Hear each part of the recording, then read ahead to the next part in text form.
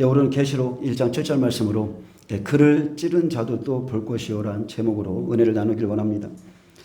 계시록 1장 7절에는 볼지어다 그가 구름을 타고 오시리라. 각 사람의 눈이 그를 보겠고 그를 찌른 자들도 볼 것이요 땅에 있는 모든 족속이 그로 말미암아 애곡하리니 그러하리라. 아멘. 자, 순차적으로 예수님께서 오시는 것을 각인의 눈부터 모든 족속까지 다 볼 것이라고 했습니다. 우리가 예수님의 초림 때 보면 요한복음 14장에 너희는 마음에 근심하지 말라. 하나님을 믿으니 또 나를 믿으라. 내 아버지 집에 거할 곳이 많도다. 그렇지 않으면 너희에게 이르으리라. 내가 너희를 위하여 거처를 예비하러 가노니. 예수님 무엇 때문에 가셨어요? 우리의 거처를 예비하러 가셨습니다. 가서 너희를 위하여 거처를 예비하면 내가 다시 와서 너희를 내게로 영접하여 나 있는 곳에 너희로 있게 하리라. 언제 영접합니까? 마지막 일곱째 나팔. 전 3년 반 7년 환란 중에 환란이 시작되고 전 3년 반이 마치는 마지막 일곱째 나팔에 1260일에 예수님이 공중에 강림하십니다. 우리는 이 날을 명확히 시작점만 모를 뿐이지 환란이 시작되면 이 날을 명확하게 알고 있죠. 내가 어디로 가는지 그 길을 너희가 아느니라. 도마가 이르되 주여 주께서 어디로 가시는지 우리가 알지 못하거늘 그 길을 어찌하겠사옵니까? 예수께서 이르시되 내가 곧 길이요 진리요 생명이니 나로 말미암지 않고는 아버지께 올 자가 없느니라. 그래서 예수님은 길이시죠. 진리세요. 예수님은 생명이고 예수님이 아니면 아버지께로 갈 자가 천국에 갈 자가 아무도 없습니다. 그래서 우리가 성경을 살피는 이유는 그분만의 길이기 때문에 그렇습니다.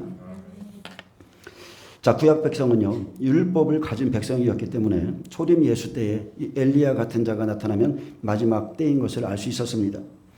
엘리야의 능력으로 온 것이 아니라 엘리야의 심령으로 온 세례 요한처럼 마지막 시대에 모세와 엘리야 같은 자가 나타나면 한 일회 중 1260일의 시작입니다. 이 말은 1260일 후에는 예수님이 공중에 오신다는 뜻입니다. 계시록 1장 7절에 볼지어다 그가 구름을 타고 오시리라. 각 사람의 눈이 그를 보겠고 그를 찌른 자들도 볼 것이요 땅에 있는 모든 족속이 그로 말미암아 애곡하리니 그러하리라. 아멘. 예수님이 천사들과 함께 공중에 오시기 전에 각 사람의 눈이 그를 볼 것이라 했습니다. 이 말씀은 예수님을 맞이하기 위해서 우리가 견뎌야 될 시련의 시간이 있다는 뜻이죠. 1260일을 지나서 1335일까지 이르는 그 사람은 복이 있으리라. 여기까지입니다. 그래서 예수님이 오시기 전에 광야에 외치는 소리로 세례 요한을 보내신 것처럼 마지막 때도 엘리야와 모세와 같은 이방인 두 중이를 먼저 보낼 것이기에 전 3년 반 시작된 각 사람의 눈이 그들의 사역을 통해서 주님의 오심을 보게 됩니다. 예수님의 초림엔 엘리야의 심령을 가진 세례 요한이 와서 많은 사람들을 회개시켰지만 마지막 때는 모세와 엘리야의 능력으로 두 증인이 오는 것을 각 사람의 눈이 보게 되겠고 그러면 1260일 후에 마지막 일곱째 나팔에 예수님이 공중에 강림하십니다. 이것이 저와 여러분이 깨어 있어야 되는 이유입니다. 이방인 두 증인의 사역을 통해서 이제 예수님께서 왕권을 가지고 오실 것을 미리 알게 하셨고 보게 하셨다는 뜻이죠. 아멘. 마태복음 24장엔 주의 임하심과 세상 끝의 징조로 너희가 사람의 미혹을 받지 않도록 주의하라. 많은 사람이 내 이름으로 와서 나는 그리스도라 하여 많은 사람을 미혹하리라 했습니다. 두 증인이 엘리야의 능력으로 오듯이 마지막 때는 초자연적인 능력과 기적이 일어날 것이고 그래서 데살로니가후서 2장 9절에도 악한 자의 나타남은 사탄의 활동을 따라 모든 능력과 표적과 거짓 기적과 불의의 모든 속임으로 멸망하는 자들에게 있으리니 이는 그들이 진리의 사랑을 받지 아니하여 구원함을 얻지 못함이라 했습니다. 그래서 우리가 진리를 갖지 아니하면 그날에 엄청난 능력들이 풀어질 건데 능력을 행하는 것으로는 누가 하나님의 증인인지 사탄의 일꾼인지를 분별할 수 없습니다. 그래서 세상 끝에 많은 사람이 내 이름으로 와서 나는 그리스도라 하여 많은 사람을 미혹하리라 했는데 자, 말씀을 살펴보면 어때요? 지금도 그리스도가 한국에 50명이 넘죠? 근데 말씀을 살펴보면 예수님은 구름을 타고 오시리라 약속하셨듯이 땅이 아니라 공중에 오시죠. 그러므로 그리스도가 여기 있다 저기 있다 해도 믿지 말라 했습니다. 우리가 미혹되지 않기 위해서 진리를 취해야 될 이유가 바로 이런 것입니다. 마태복음 16장 28절엔 여기 서 있는 사람 중에 인자가 왕권을 가지고 오는 것을 볼 자들도 있느니라. 자, 이렇게 말씀하신 후에 그리고 엿새가 지났습니다. 엿새 후에 베드로, 요한, 야고보 12제자 중에서 3사람을 따로 택해서 산에 오르셨는데 그들에게 예수님이 왕권을 가지고 오는 것을 미리 보여주었죠. 예수님이 그들 앞에서 영광스러운 모습으로 변형대사 그랬어요. 예, 변형대사. 새로운 모습으로 변형되셨는데 모세와 엘리야가 나타나서 예수님과 더불어 말하는 것을 그들에게 보여주었습니다.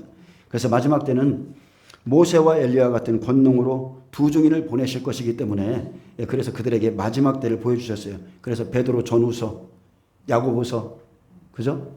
그리고 요한계시록, 이것은 다 마지막 때의 말씀입니다. 모세와 엘리야가 오는 것이 아니라 모세와 엘리야 같은 능력을 가진, 권세를 가진 두 증인을 하나님께서 보내시죠. 자, 모세는 애굽에 속한 백성들을 말씀과 권능을 통해서 영원한 땅으로 인도해 드렸고, 엘리야는 그 시대의 바알과 그리고 아세라 우상을 심판하고 그 백성을 능력으로 건져서 인도해냈습니다. 마찬가지로 지금 우리에게 계시하신 이 두 증인도 똑같죠. 이방인 중에 말씀과 성령으로 가장 충만한 자. 근데 우리가 알 수 있는 것은요, 마지막 시대 모세가 살아서 올 것이다, 엘리야가 살아서 올 것이다, 이런 분들이 있는데 절대 그렇지 않습니다. 하나님은 항상 그 시대 사람들을 들어서 사용하십니다. 그래서 계시록 11장 3절에 내가 나의 두 증인에게 권세를 주리니 그들이 굵은 베옷을 입고 1260일을 예언하리라. 그래서 각 사람의 눈이 말씀과 권능의 사역자를 보게 됩니다.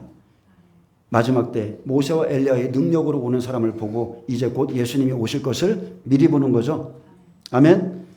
베드로가 산에서 예수님의 변형된 용모를 보자 즉시 초막셋을 짓기 원했습니다. 하나는 주님을 위해서, 하나는 모세를 위해서, 하나는 엘리야를 위해요. 그래서 베드로, 요한, 야고보는 마지막 시대에 주님의 장막에 들어갈 말씀의 집을 지어줄 자들이죠. 지금 저와 여러분도 이 집을 짓고 있는 거예요. 아멘. 말씀을 받아야 환난 가운데서 이 말씀이 우리를 건져내는 겁니다. 아멘. 시편 90장에 보면, 우리가 시편 90장 엄청 좋아하죠. 91장에 보면 지존자의 은밀한 것에 거주하며 전능자의 그늘 안에 사는 자여. 이 말씀을 사람들이 엄청 좋아하는데 14절에 보면 이런 말씀이 있습니다. 13절에 내가 사자와 독사를 밟으며 젊은 사자와 뱀을 발로 누리리로다. 하나님이 이르시되 그가 나를 사랑한즉 내가 그를 건지리라. 그가 내 이름을 안즉 내가 그를 높이리라. 아멘. 그가 내게 간구하리니 내가 그에게 응답하리라. 그들이 환난을 당할 때에 내가 그와 함께하여 그를 건지고 영화롭게 하리라. 아멘. 하나님을 사랑하는 자, 빌라델비아 교회 많은 사람들이 그날 많은 사람들이요, 자, 시험의 때를 면하게 한다는 말을 오해합니다. 근데 시험의 때에 이렇게 하나님이 건져주고 지켜주고 함께 하겠다는 뜻이죠. 아멘. 자, 여러분은 마지막 때 말씀과 권능의 사역자를 보게 될 것이고요. 지금 그래서 우리가 마지막 때에 지금 말씀의 집을 우리의 심령에 짓고 있는데, 자, 베드로는 변화산에서 친히 본 예수 그리스도의 능력과 그리고 강림하심을 계속적으로 알렸고 하나님의 집에서부터 심판이 시작될 것을 경고했으며 너희가 어떠한 사람이 마땅하냐 이렇게 물었습니다. 야고보 사도는 어때요? 행함이 없는 믿음은 그 자체가 죽은 것이고 행함이 없는 믿음은 허탄한 것이라고 거짓 믿음에 대해서 경고했습니다. 예수님이 오시기 전에, 계시록 시대가 펼쳐지기 전에 지금 경고하고 있는 겁니다. 너는 믿음이 있고 나는 행함이 있으니 행함이 없는 내 믿음을 내게 보이라. 여러분 한번 보여보세요. 믿음은 보여지는 겁니다. 나는 행함으로 내 믿음을 내게 보이리라. 그리고 주의 강림이 가까웠으니 너희도 길이 참고 마음을 굳건하게 하라 했습니다. 사도 요한은 지금 우리가 계시록을 살펴봤지만 예수님의 그 보좌를 보았고 예수님이 오시기 전에 환난 안에 있을 모든 일들을 이 책에 기록했고, 그리고 7교회에게 당부하기를 이기고 이기는 자가 될 것을 계속 당부했습니다. 그리고 마지막 장 계시록 22장 17절에 보니까 성령과 신부가 말씀하시기를, 신부는 누구예요? 예수님과 함께하는 사역자들입니다. 그 시대는 요한이죠. 이 시대의 주의 종들입니다. 성령과 신부가 말씀하시기를 오라 하시는도다. 듣는 자도 오라 할 것이요 목마른 자도 올 것이요 또 원하는 자는 값없이 생명수를 받으라. 여러분 지금 이 초청을 받아들이시길 축복합니다. 보라 심판주가 문 밖에 서 계시느니라. 그래서 우리가 지금 성령과 신부의 음성을 여러분 잘 들으셔야 돼요. 주님은 지금 문 밖에 서 계시기에 말세의 종들은 눈을 더 열고 귀를 더 열어서 주인의 발자국 소리를 들어야 되고 반드시 때를 따라 양식을 나눠줘야 됩니다. 때를 따라 양식을 나눠줘야 그 사람들이 준비할 수 있어요. 초림에는 세례 요한이 엘리야의 심령으로 먼저 왔고 마지막 때는 모세와 엘리야 같이 말씀과 능력이 충만한 이방인 두 증인이 나타나면 바로 한일의 시작 1260일의 시작이죠. 각 사람의 눈이 그를 예수님을 본 것입니다. 마지막 때 모든 백성이 하나님이 하시는 일을 모세와 엘리야 같은 두 증인을 통해서 볼 것이고 그를 찌른 이스라엘 백성들도 봅니다. 모세와 때와 같이 기사와 이적과 표적이 엄청나게 일어납니다. 자, 우리에게 지금 앞으로 이루어질 일들이 있죠. 성경에는 반드시 앞으로 우리에게 이 일이 일어나면 한일회가 시작된다고 그랬어요. 첫 번째, 평화협정이 맺어져야 되죠. 두 번째, 이스라엘의 삼성전 세워져야 되고 거기에 적그리스도가 등장하면 하나님께서 이방인 두 증인을 이스라엘 땅에 보내서 복음의 나팔을 불게 합니다. 그러면 이스라엘에 큰 회개의 파도가 치고 그런 것들을 전 세계 사람들이 다 보게 됩니다. 여러분 방송에 다 나올 겁니다. 그러면 우리는 이제 1260일 후에 알곡과 가라지를 다 가르고 예수님이 강림하시겠구나 이렇게 알 수 있는 거예요. 밤중에 소리가 나되 보라 신랑이로다 맞으러 나오라. 혼인잔치의 시작이죠. 1260일 후에 신랑이 오시는 거예요. 그래서 이 혼인잔치의 시작에 미련한 자와 슬기로운 자를 하나님이 쫙 갈라놓습니다. 그래서 시대마다 말씀으로 믿음의 집을 지어 주어야 등과 기름을 함께 가진 자만이 주님과 함께 혼인잔치에 들어가는 겁니다. 아멘. 이 말씀의 의미를 여러분 잘 아셔야 돼요. 공중에 혼인잔치가 있고 이 땅에 있을 때 환난 가운데 자 지금 여러분은 말씀과 혼인잔치하고 있는 사람들이에요. 아멘. 예수님이 가나의 혼례에서 말씀을 주고서 그 혼례, 말씀의 혼례, 말씀의 혼례. 예수님이 오실 것 지금 우리가 준비하고 있는데 환란이 시작되면 이 말씀이신 예수님과 함께 혼인잔치에 들어가는 자들이 있고 구원의 등만 들었는데 말씀이신 예수님은 내 안에 없어서 홀로 홀로 그 재앙을 맞이해야 되는 사람들로 나눠진다는 겁니다. 자, 이제 곧 전 세계가 CBC 사회로 들어갑니다. 그리고 지금 유엔이나 WHO에서 계속 발표하고 있는 것은 하나의 세계 정부를 세우겠다는 것이죠. 그리고 인터넷을 검열하겠다. 이것은 계속 그들이 주장하는 겁니다. 인터넷을 검열하겠다. 그리고 통제하기 시작하면 자, 앞으로는 하나님의 말씀을 듣는 것이 쉽지 않게 될 것입니다. 하나님께서 어두운 데에 빛이 비치라 말씀하셨듯이 주의 말씀은 내 발의 등이며 내 길의 빛입니다. 그래서 말씀은 내 삶을 비추는 등불인데 우리가 이 거울을 가지고도 안 보고 있다면 아무 능력이 없는 겁니다. 말씀을 통해서만 하나님의 뜻을 깨달을 수 있고 말씀을 가진 후에는 말씀을 깨달은 후에는 그렇게 살려고 몸부림치는 그 사람에게는 그것이 능력이죠. 그래서 믿음과 행함이 하나가 되는 거예요. 모세는 말씀, 엘리야는 능력. 그래서 모세와 엘리야 같은 자가 나타나면 자 7년 환란 중에 1260일의 시작입니다. 알곡을 추수하는 시간, 쭉정이를 버리는 시간이죠. 그리고 전 3년 반이 마치면 후 3년 반 42달 대접재앙이 펼쳐집니다. 자, 그를 찌른 자들도 볼 터이요 그랬습니다. 볼 것이요 그랬어요. 그래서 마태복음 27장 1절에 보면 새벽에 모든 대제사장과 백성의 장로들이 예수를 죽이려고 함께 의논하고 결박하여 끌고 가서 총독 빌라도에게 넘겨주니라. 자, 유대인들이 예수를 빌라도에게 넘겨 죽여달라고 간청했기 때문에 예수님께서 채찍과 고문을 당하고 십자가에 달리셨으며 로마의 군병들이 창으로 예수님을 찔러 죽였습니다. 찌른 것은 로마 병정이었어요. 그러나 예수님을 넘겨준 것은 이스라엘 백성들이었습니다. 그래서 한일의 심판이 시작되면 자, 구원사가 이방인에게서 이스라엘 백성에게 넘어가죠. 여러분 이 사실을 명시하셔야 돼요. 이방인의 충만한 수가 차면 성령의 역사가 이방인에게 머물지 않고 이스라엘로 넘어갑니다. 이스라엘 백성 구원사가 시작되는 거예요. 이때가 되면 이스라엘 백성들이 은총과 강구하는 심령을 받아서 예수님의 복음을 영접하고 이제 민족적으로 회개하기 때문에 모든 나라가 다 할 수 있어요. 이전에는 복음이 듣기 싫어서 예수님을 찔렀던 그 백성들이 그 예수님이 구원자이신 하나님이신 것을 깨닫고 크게 통곡하며 회개하기 시작합니다. 그래서 한일에는 하나님께서 준비하신 이스라엘의 구원의 계획이고 잔치입니다. 이방인의 수가 차고 완악해졌던 이스라엘 백성들을 다시 구원하십니다. 요한복음 19장 31절에 버림받은 이스라엘 백성들이 마지막 때 돌아와서 구원을 받을 때입니다. 이날은 준비일이라 유대인들은 그 안식일이 큰 날이므로 그 안식일에 시체들을 십자가에 두지 아니하려 하여 빌라도에게 그들의 다리를 꺾고 시체를 치워달라 하니 군인들이 가서 예수와 함께 못 박힌 첫째 사람과 또 그 다른 사람의 다리를 꺾고 예수께 이르러서는 이미 죽으신 것을 보고 다리를 꺾지 아니하고 그중 한 군인이 창으로 옆구리를 찌르니 곧 피와 물이 나오더라. 아멘. 저와 여러분이 피와 물로 하나님의 자녀가 됐습니다. 예수 그리스도의 자녀가 됐어요. 신부가 된 거예요. 아멘. 아담의 갈비뼈 바로 피와 물이죠. 이를 본 자가 증언하였으니 그 증언이 참이라. 그가 자기의 말하는 것이 참인 줄 알고 너희로 믿게 하려 함이니라. 이 일이 일어난 것은 그 뼈가 하나도 꺾이지 아니하리라 한 성경을 응하게 하려 함이라.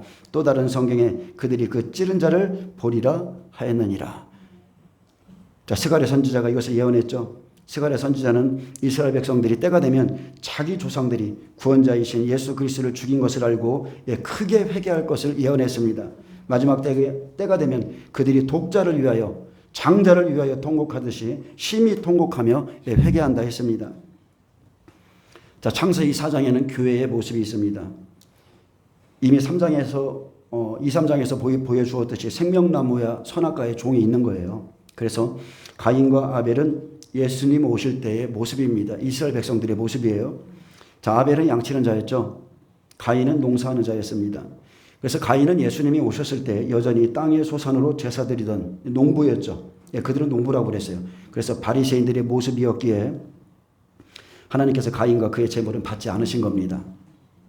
여러분, 예수님께서 오신 후로 땅의 소산으로 하나님께 못 나가요. 아멘. 오직 예수님의 피로 나가는 겁니다. 오직 예수 그리스도를 통해서만 하나님께 나갈 수 있어요. 반면에 아벨은 어때요?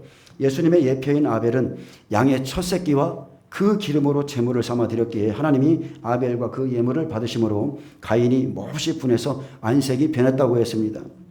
그는 율법 안에 있었음에도 선을 행하지 않았기에 죄가 문 앞에 엎드려 있었고 결국 죄를 다스리라 했어도 다스리지 못하고 그의 아우 아벨을 들에서 쳐 죽였죠. 이것은 예수님이 십자가에 달리실 모습을 미리 보여주신 것인데 아벨의 핏소리가 땅에서부터 하나님께 호소했다 했습니다. 여러분 잘 생각해 보세요. 예수님을 죽인 것은 본디오 빌라도입니다. 그러나 바리새인과 종교 지도자들이 그의 백성이 찌르게 한 거죠. 그들의 시기가 예수님을 죽음에 넘겼고 예수님을 죽게 했습니다. 이스라엘 백성들 동안 그 일에 공모했고 자기의 주를 로마에 넘겨서 죽게 했습니다. 여러분, 땅의 소산, 육신의 사람들, 생명 없는 종교가 예수님을 죽이는 건데 그때나 지금이나 똑같습니다.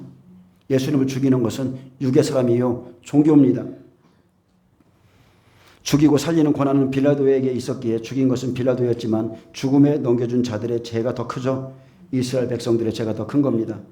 예수님 오셨을 때 율법 안에 있던 사람들, 그 종교 안에 있던 사람들은 땅의 농부들이라고 그랬습니다. 그들은 하나님을 경험한 적이 없이 말씀을 가르치고 있었고 소와 양을 잡아서 그 피를 하나님께 소와 양을 잡아 죽이면서 그의 피를 하나님께 드리면서도 그 피의 의미를 몰랐어요.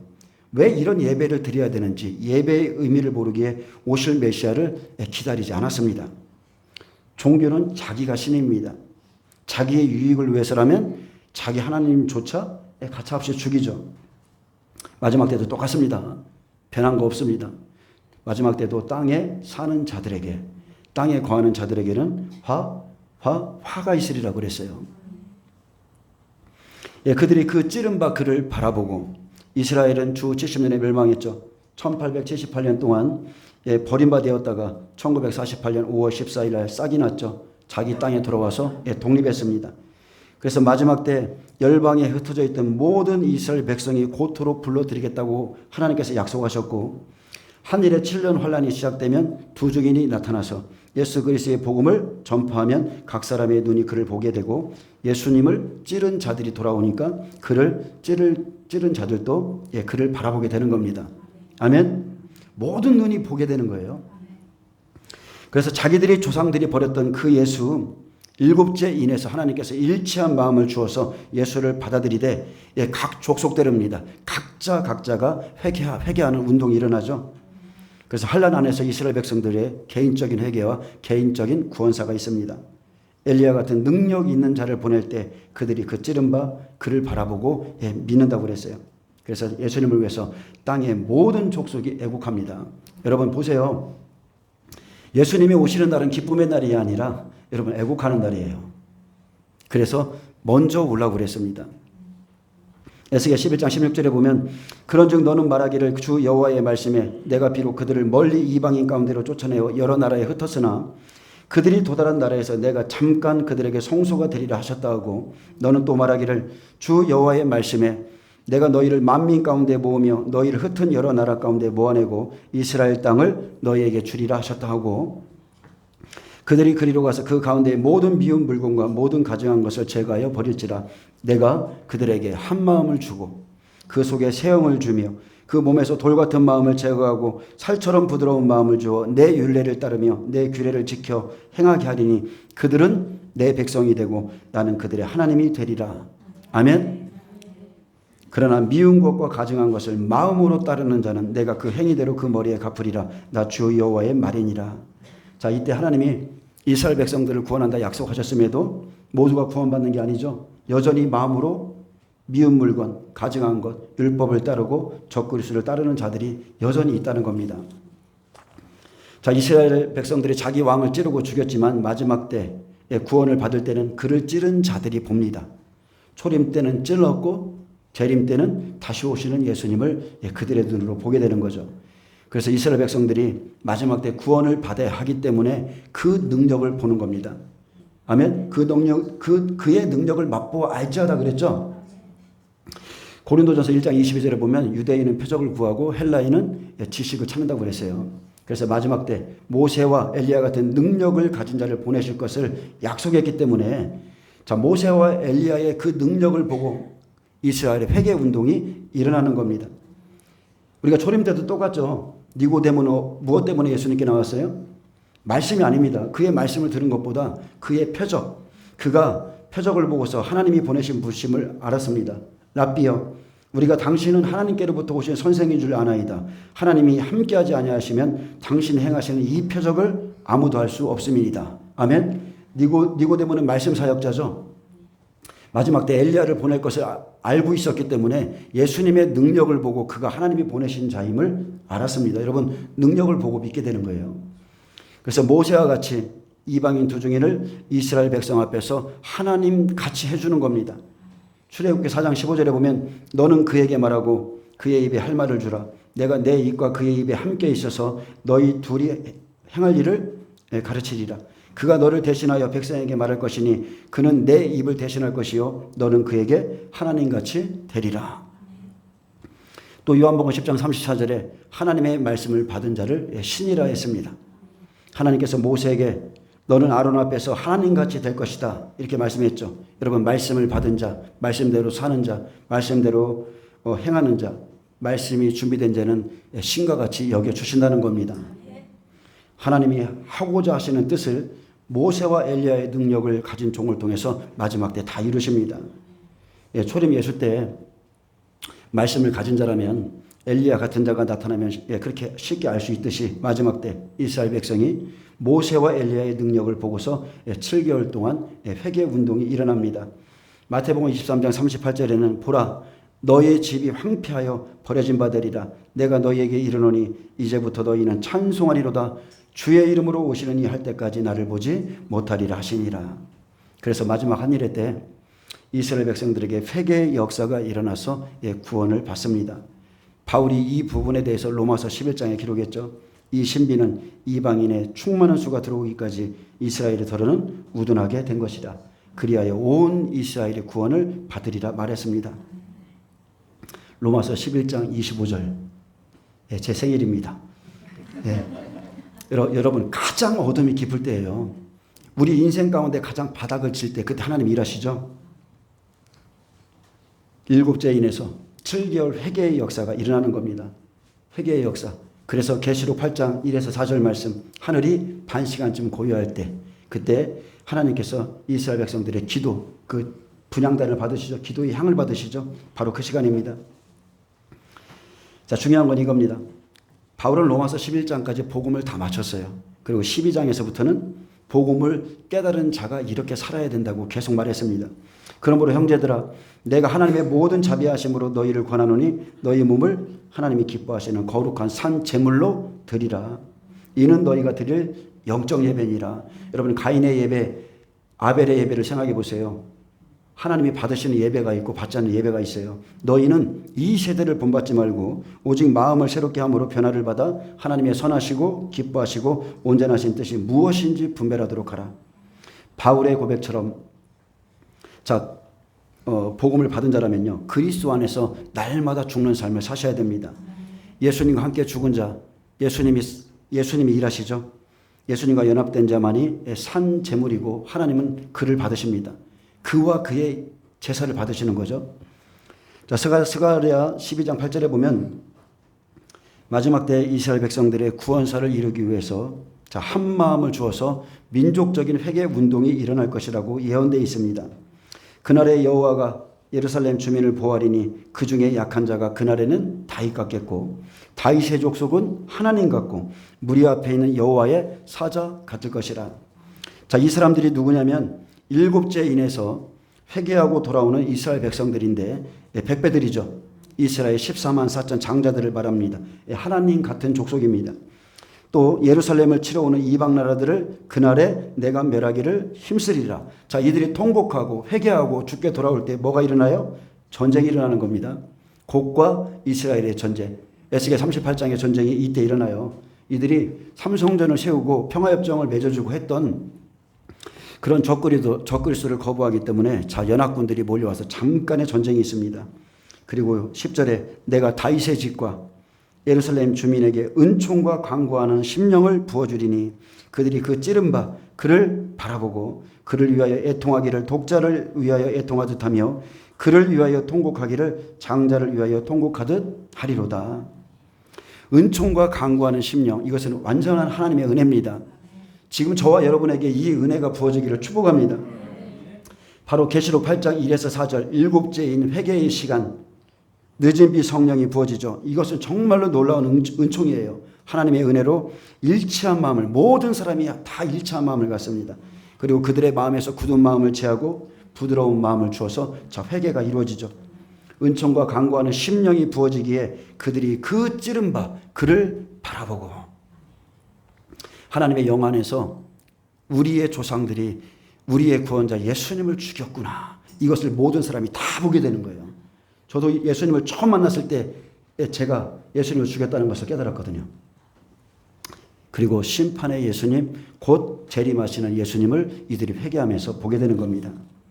그래서 그를 위하여 애통하기를 독자를 위하여 애통하듯 하고 그를 위하여 통곡하기를 장자를 위하여 통곡하듯 하리로다. 여러분, 이 사람들이 초림 예수 죽일 때는 조금도 애통해하지 않았습니다. 그냥 미워했고 그냥 시기했어요. 하지만 이들이 마지막 시대에 돌아올 때에 강구하는 심령이 강권적으로 부어져서 그들이 예수 죽인 것을 깊이 그 죄를 깨닫고 통회하고 자복할 것이라 했습니다. 저희 교회에도 이런 은혜가 있기를 원합니다. 모든 교회, 모든 열방의 교회가 예수님이 오시기 전에 이런 은혜가 부어지기를 원합니다. 자, 스가랴 12장 11절에 보면 그날에 예루살렘에 큰 애통이 있으리니, 자, 큰 애통은 비탄입니다. 그리고 애도하는 소리고 소리내어 울다는 뜻을 갖고 있어요. 그래서 큰 애통이 있으리니 무기또 골짜기 하다 들이문에 있던 애통 같을 것이라.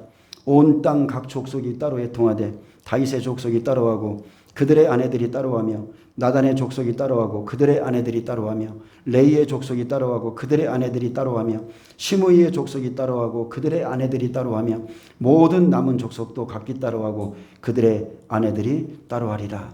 이스라엘 백성들이 각 족속대로, 아내들은 아내대로 다 회개하죠. 족속과 아내들, 이 시대로 따지면 종과 성도들이 각자가 하나님 앞에 크게 애통한다는 뜻입니다. 그를 찌른 자들이 각기 큰 애통으로 회개하고 돌아온 자들만이 구원을 받습니다. 그래서 계시록 7장 4절에 하나님의 인침을 받은 이스라엘 14만 4천은 지금 이 스가랴 12장에 나오는 사람들과 똑같은 사람들입니다. 같은 맥락이라고 보시면 됩니다. 그날에 각 지파에서 회개함으로 휴거자 이스라엘 14만 4천이 나오는 겁니다. 또한 이들은 환란 전에 휴거되는 사람들이 아니라 분명하게 1260일을 지나서 계시록 7장에 기록되어 있죠. 큰 환란에 나와서 어린 양의 피에 그 옷을 씻어서 희게된 자들로 순교자들과 함께 보좌 앞과 어린 양 앞으로 올라가는 자들입니다. 그를 찌른 자들과 그를 찌른 백성들이 예수님께 돌아옵니다. 이것이 하나님의 모든 역사의 경영입니다. 아멘. 그러면 끝나는 거예요. 그러면 이제 후 3년만 심판으로 넘어가고 천년왕국이 펼쳐지고 그 다음에 백보자 심판이 있게 되는 겁니다. 자, 계시록 1장 7절 또 보겠습니다. 이제 땅에 있는 모든 족속이 그로 말미암아 애곡하리니 그러하리라 했습니다. 첫 번째, 볼지어다 그가 구름을 타고 오시리라. 이것은 마지막 7째 나팔에 있을 일이고, 오시기 전에 먼저 각 사람의 눈이 사역자들을 통해서 그를 보게 되고, 그리고 이스라엘 백성들이 고토로 돌아오기 때문에 그를 찌른 자들도 보게 될 것이고, 이제 땅에 있는 모든 족속입니다. 땅에 있는 모든 족속이 그로 말미암아 애곡하리니 그러하리라. 아멘. 자, 심판이 시작되면 모든 사람, 모든 족속이 주님의 오심을 준비하지 못한 것에 애통해하지만 이미 때는 늦었습니다. 땅에 있는 모든 족속이 그로 말미암아 애곡하리니 그러하리라. 아멘. 모든 족속, 모든 민족에게 임하는 애통의 날이죠. 예수님은 번개가 동에서 서편까지 번쩍인 같이 인자의 임함도 그러하리라 했습니다. 그래서 심판의 시작 때에 모든 사람들이요, 먹고 입고 마시고, 이것은 잘못된 게 아니에요. 이 땅의 삶에 매여서 자녀와 아내와 남편 때문에 가정에 매여서 예수님의 강림을 준비하지 못한 것 때문에 애통해하게 될 것입니다. 모든 족속이 다 주의 오심에 이 소문과 소식을 다 듣습니다. 그러나 준비하지 않습니다. 그날에 가서야 예수님을 위해서 살지 않고 한낱 육신을 위해서 살았던 것을 애곡하고 애통해하죠. 죽음과 고난 앞에 서서야 영혼의 생명이 정말로 얼마나 귀한 것인지를 여러분 그날에 가서 아는 거예요. 지금 제가 여러분에게 백날 말해봐야 여러분이 성령을 통해서 받지 아니하면 이 말씀의 뜻을 모릅니다.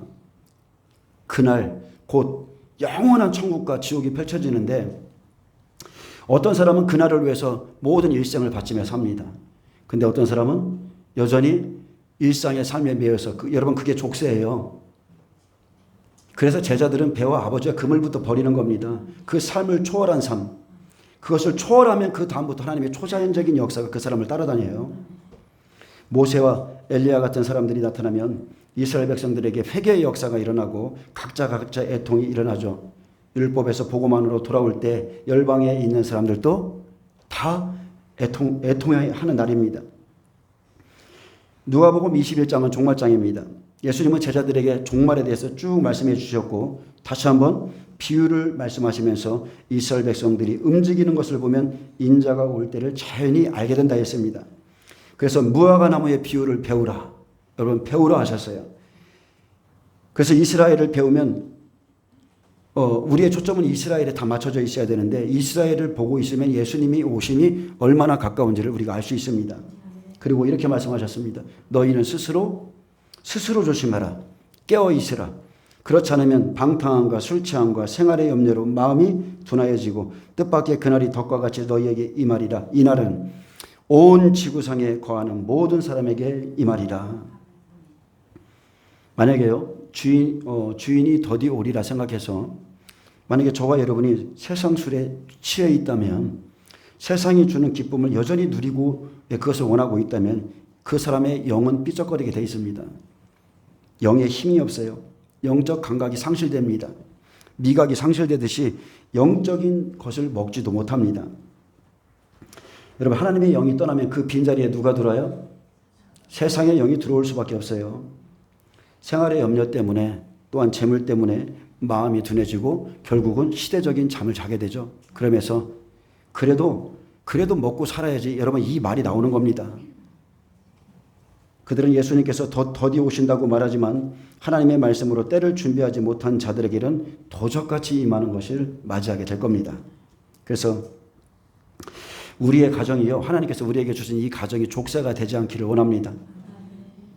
먹고 입고 마시고 시집가고 장가가는 이 평범한 일상, 이 평범한 삶에 이것 때문에 천국과는 발목이 잡히는 겁니다. 여러분 초월하세요. 그의 나라와 의를 한번 구해보시고 살아보시면 초월적인 삶을 살 수 있습니다. 예, 누가복음 21장 29절 좀 보겠습니다. 누가복음 21장 29절.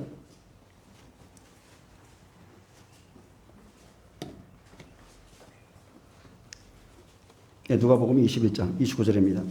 예수님은 분명히 말씀하신 때가 되면 오신다고 약속했습니다. 자, 이 날은 지구상에 거하는 모든 사람에게 임하는 날입니다. 자, 보세요. 예수님은 이 날은 지구상에 거하는 모든 사람에게 임한다고 그랬는데, 자, 환난 전에 교회가 휴거되고 환난에 남은 자에게 임하는 날이 아니라는 거예요. 모든 사람입니다. 말씀하신 그대로 이 날은 온 지구상에 거하는 모든 사람에게 임하는 날입니다. 성경엔 분명하게 부활의 시기를 정확히 계시했습니다. 하지만 환난 전에 휴거가 있을 것이라는 말씀은 성경에 단 한 구절도 없어요. 그런데도 사람들이 그냥 믿고 있습니다. 반드시 부활 이후에 함께 휴거가 일어나는 거예요. 아멘. 여러분 부활의 영광이 더 큰 겁니다. 여러분 해의 영광이 더 커요? 달의 영광이 더 커요? 해의 영광이 큰 거예요. 부활의 영광이 훨씬 큰 거예요. 마지막 때는요. 노아의 때와 같이 방주만 지으면 구원받는 때가 아닙니다. 우리 시대는 짐승의 시대예요. 짐승의 표를 받아야 될 짐승의 시대이기 때문에 이 표를 받지 않고 1335일까지 마지막 30배들까지 견디기 위해서 깨어서 마지막 때를 지금 준비하고 있는 겁니다. 환난 전 휴거된다면 제가 뭐터로 이렇게 삽니까? 29절에 보면 이에 비유로 이르시되 무화과 나무와 모든 나무를 보라. 무화과 나무는 이스라엘이죠. 모든 나무는 이방인입니다. 모든 민족이에요. 사사기에 보면 9장 8절에 자 여러 나무가 나옵니다. 그 중에 무화과 나무는 이스라엘, 감람나무는 구약 백성, 가시나무는 왕노릇하기 좋아하는 왕이었죠. 네, 마지막 때는 적그리스도가 될 겁니다. 30절에 보면 싹이 나면 자 싹은 자 무화과 나무의 비유를 배우라. 싹이 나면 이스라엘이죠. 이스라엘의 독립이에요. 1948년 5월 14일 날 예, 독립했습니다. 그러면 여름이 가까운 줄을 자연이 아나니 자, 여러분 잎이 무성할 때를 자연이 알게 되죠. 우리가 천지를 봐도 지금 이제 늦장마가 지금 왔는데 이제 가을입니다. 당연히 알게 되는 거예요. 이와 같이 너희가 이런 일이 일어나는 것을 보거든 하나님의 나라가 가까운 줄을 알라. 내가 진실로 너에게 이르노니 이 세대가 지나가기 전에 모든 일이 다 이루어지리라. 천지는 없어지겠으나 내 말은 없어지지 아니하리라. 여러분 이거 진짜 믿으십니까? 이 세대가 지나가기 전에 이스라엘이 독립하고 이 세대 사람들이 다 지나가기 전에 예수님이 오신다고 그랬어요. 이스라엘에 독립하면 여름이 가까운 줄 자연히 알게 되고 하나님의 나라가 가까움을 알라 했습니다. 진실로 이 세대가 지나가기 전에 모든 일이 다 이루어지리라. 인자가 왕권을 가지고 오십니다. 여러분 진실로입니다. 진실로. 여러분 깨워서 준비하셔야 돼요. 그리고 마지막 때 말씀을 전하신 후에 34절 35절은 마지막 때를 준비하지 못한 자들에게 이 말 슬픔이죠. 그들이 그날 슬퍼하며 곡하는 날이 될 것이라고 그랬습니다. 너희는 스스로 조심하라. 그렇지 않으면 방탕함과 술 취함과 생활의 염려로 마음이 둔하여지고 뜻밖의 그날이 덕과 같이 너희에게 임하리라. 이 사람들은 누구냐면요. 말씀을 들은 자들입니다. 예수님의 말씀을 들은 자들 스스로 조심하라 했어요. 심판은 날은 더디 오는 게 아니라 여러분 덕과 같이 임하는 겁니다. 스스로 조심하지 않으면 첫째 마음이 방탕해집니다. 둘째는 세상술에 취해져. 세 번째 세상의 염려가 들어옵니다. 그러므로 마음이 영적으로 둔해지고 뜻밖의 오는 환난이 알고 있었어요. 예수님이 오신다는 건 알고 있었는데 뜻밖의 나에게는 덕과 같이 임한다는 거죠. 예, 조심하지 않으면 그날이 내게 덫이 됩니다. 여러분 갈수록 세상은 좋아지는 게 아니라 성경을 보면 어때요? 갈수록 세상은 어려워진다고 그랬어요. 모세가 출애굽을 시키기 전에 바로가 애굽 백성들에게 노역을 그렇게 심하게 시키듯이 예, 세상은 어려워집니다. 경제는 파탄날 겁니다. 갈수록 일은 고될 것이고 가정을 지키기가 더 어려워집니다. 결국 생활의 염려와 세상술에 취하면 예, 시대적인 잠에 다 빠지죠. 결국 뒤로 물러가게 되는 겁니다.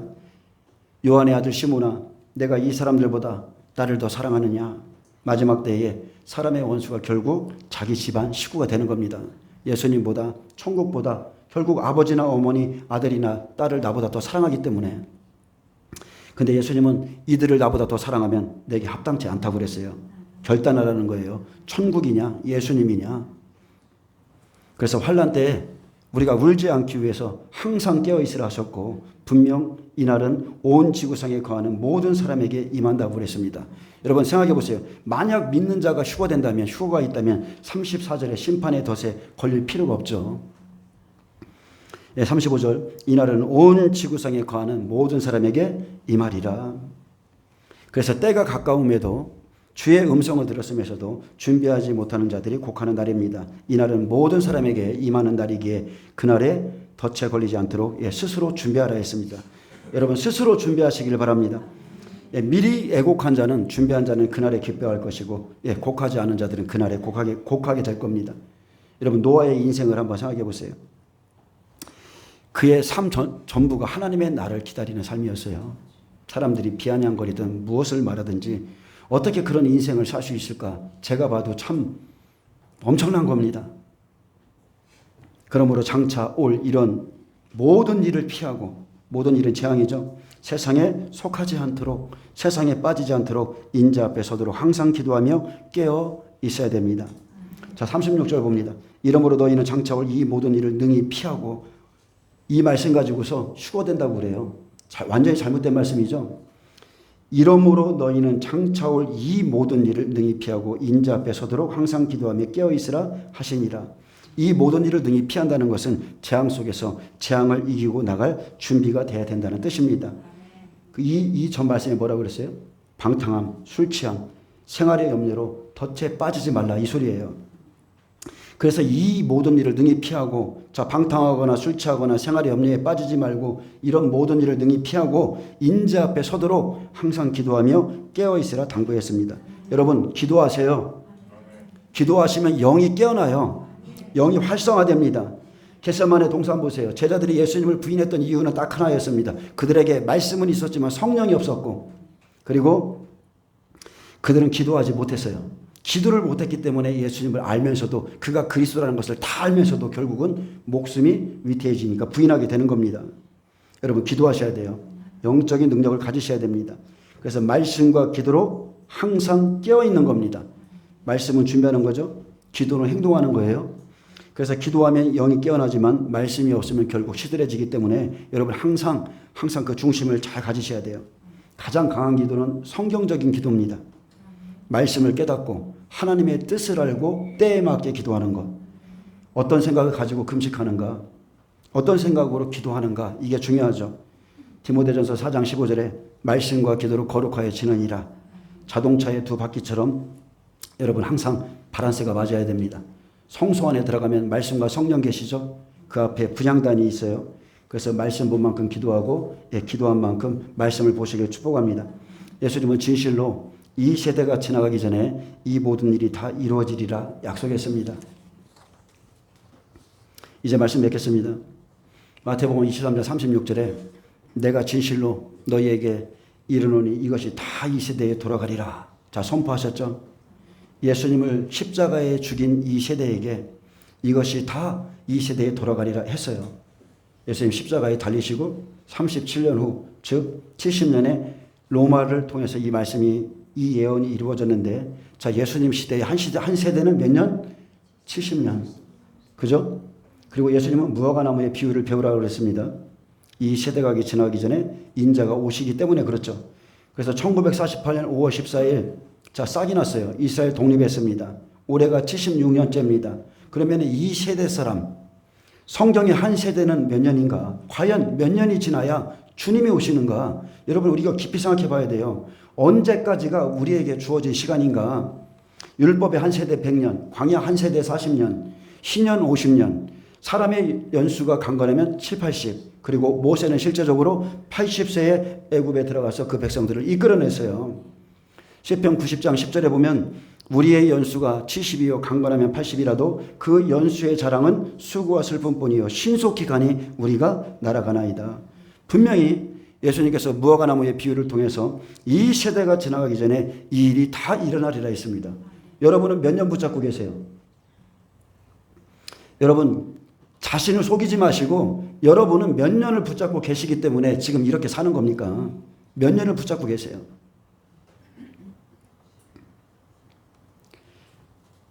분명히 주님이 약속했습니다. 천지는 없어질지언정 내 말은 없어지지 아니하고 다 이루리라고 그랬어요. 모든 교회는 지금 인자가 곧 문 앞에 이룬 줄을 알아야 됩니다. 사람들이요, 말씀을 듣는 건 쉽습니다.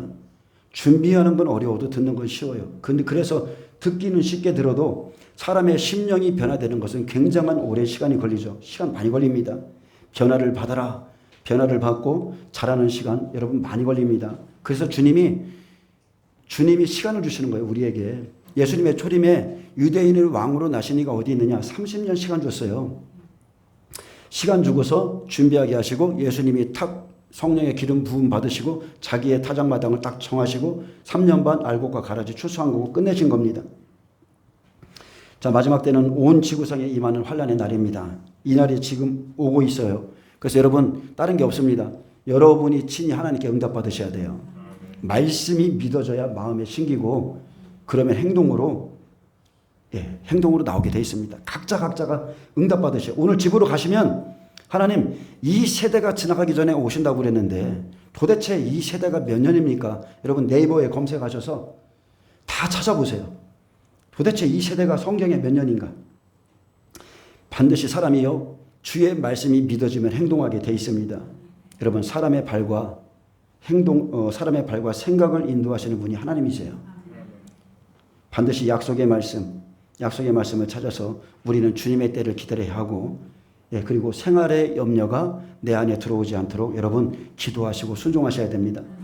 잠언서 16장 9절에 사람이 마음으로 자기의 길을 계획할지라도 그의 걸음을 인도하시는 이는 여호와시니라. 끝까지 하나님을 의지하시고 순종하시고 행동하시기를 축복합니다. 기도하겠습니다. 주님 감사합니다. 주님 계시록 말씀을 통해서 주님이 오실 때를 살펴보고 있습니다. 이제 인자가 곧 문 앞에 이른 줄 알라. 이 말씀이 마지막 시대를 살아가는 저희에게 주신 말씀임을 믿습니다. 잘 준비하여서 그리스도의 신부로서 주님 앞에 설 수 있도록 날마다 깨어 준비하게 하여 주옵소서.